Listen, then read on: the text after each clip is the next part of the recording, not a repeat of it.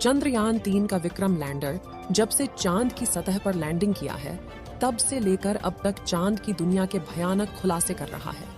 Landing के बाद चंद्रयान-3 ने भेजी चांद की पहली वीडियो और तस्वीर। दिखा चांद के दक्षिणी ध्रुव का ऐसा खौफनाक मंजर। अगले 14 दिनों तक चांद पर घूमते हुए चंद्रयान करने वाला है बड़ा कमाल। इसरो का यह मेगा प्लान देखकर दुनिया भर की स्पेस एजेंसीज हैरान हो गई है। दोस्तों, चांद की कक्षा में पहुंचने से लेकर आज तक इसरो के चंद्रयान-3 ने हर रोज लगभग नई तस्वीरें और वीडियो भेजा है। और क्या आप जानते हैं कि रूस का लूना 25 जिस दिन क्रैश कर गया, उस दिन भी लूना के स्थित की दुर्लभ तस्वीरें साझा की थी, जिसमें चंद्रमा का वह फॉरसाइट दिख रहा था जिससे धरती पर बैठकर किसी भी टेलीस्कोप से नहीं देखा जा सकता। लेकिन इस वक्त की सबसे बड़ी खबर यह है कि चंद्रयान-3 चंद्रमा की सतह पर सफलतापूर्वक लैंड कर चुका है, जिसके तुरंत बाद उसने अपने अंदर लगे एडवांस हाई क्वालिटी कैमरा की मदद से चांद के दक्षिणी ध्रुव की पहली झलक कैप्चर कर ली है।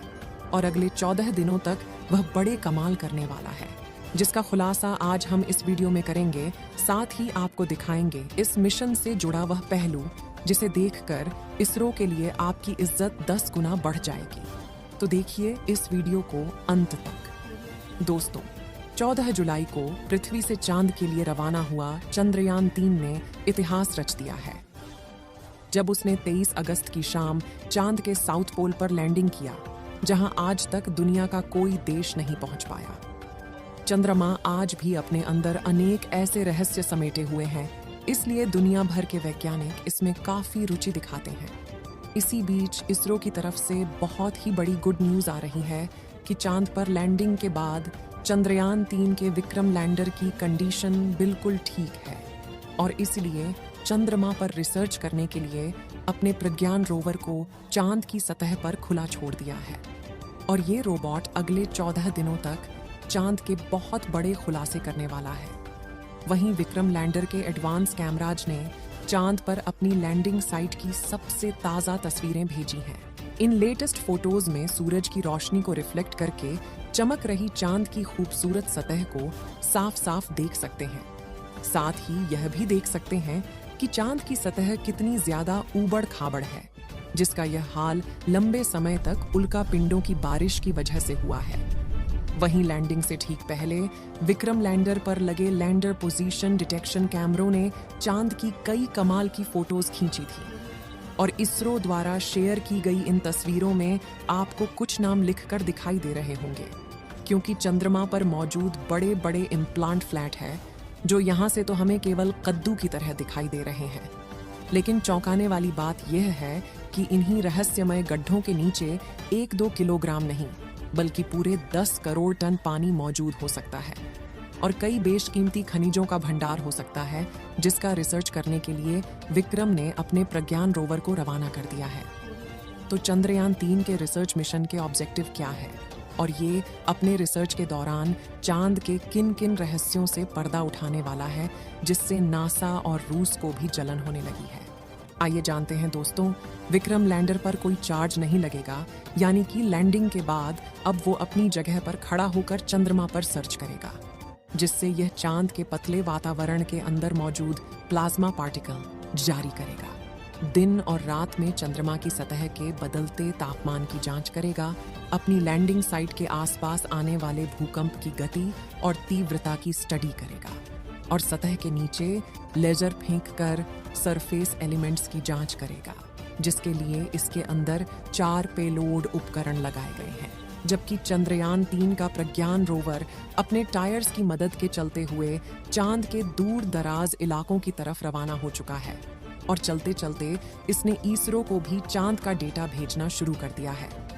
आपको बता दें कि प्रज्ञान रोवर में लेजर इंडक्टेड ब्रेकडाउन स्पेक्ट्रोमीटर और अल्फा पार्टिकल एक्सरे स्पेक्ट्रोमीटर जैसे 2 पेलोड उपकरण लगाए गए हैं, जो कि लेजर की मदद से चांद की सतह के अंदर तक जाएंगे और सतह के नीचे मौजूद पानी का पता लगाएंगे।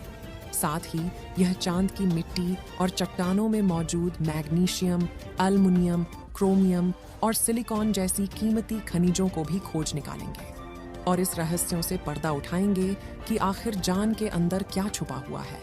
यानी अगर अपने इस मिशन में विक्रम लैंडर और प्रज्ञान रोवर ने चांद पर किसी कीमती खनिज या पानी का भंडार खोज लिया, तो ये इतना बड़ा कामयाबी होगा कि भविष्य में जब भी चांद का नाम लिया जाएगा तो इसके साथ ही इसरो और भारत का नाम भी जोड़ा जाएगा। आपको बता दें कि रिसर्च मिशन चांद के वे लूनर दिन होते हैं जो कि पृथ्वी के 14 दिनों के बराबर हैं, जिसके बाद चंद्रयान 3 का विक्रम लैंडर और प्रज्ञान रोवर अपने आप निष्क्रिय हो जाएंगे और सदियों तक चांद की सतह पर खड़े होकर भारत के नाम का ठप्पा लगा देंगे। ऐसा इसीलिए क्योंकि इसरो ने वापस लाने का कोई प्लान नहीं बनाया है। वहीं इसे सिर्फ दिन के वक्त ही काम करने के लिए डिजाइन किया गया है, यानी 14 दिन के बाद जब विक्रम लैंडर की लैंडिंग साइट पर अगले 14 दिन के लिए रात होगी, तब इसके सोलर पैनल चार्ज नहीं हो पाएंगे और धीरे धीरे इसके सभी उपकरण बंद हो जाएंगे। हालांकि यहाँ गौर करने वाली बात यह है कि इसरो के मिशन का सबसे महत्वपूर्ण लक्ष्य चांद की सतह पर सॉफ्ट लैंडिंग करना था। मगर ये सवाल आता है कि चांद पर लैंडिंग करना इतना मुश्किल क्यों है? क्यों 23 अगस्त का दिन इसरो के इतिहास का सबसे ऐतिहासिक दिन बन चुका है? और क्यों इसरो की इस उपलब्धि से ब्रिटेन, चीन और रूस जलकर राख हो चुके हैं? दरअसल दोस्तों, चांद के दक्षिणी ध्रुव पर उतरना आसमान से तारे तोड़ने के समान है, क्योंकि चंद्रमा के दक्षिणी ध्रुव पर सूरज की रोशनी उतनी नहीं पहुंच पाती जितनी चांद के दूसरे हिस्सों पर पहुंचती है। इसी वजह से चांद के दक्षिणी ध्रुव पर चारों तरफ घनघोर अंधेरा रहता है।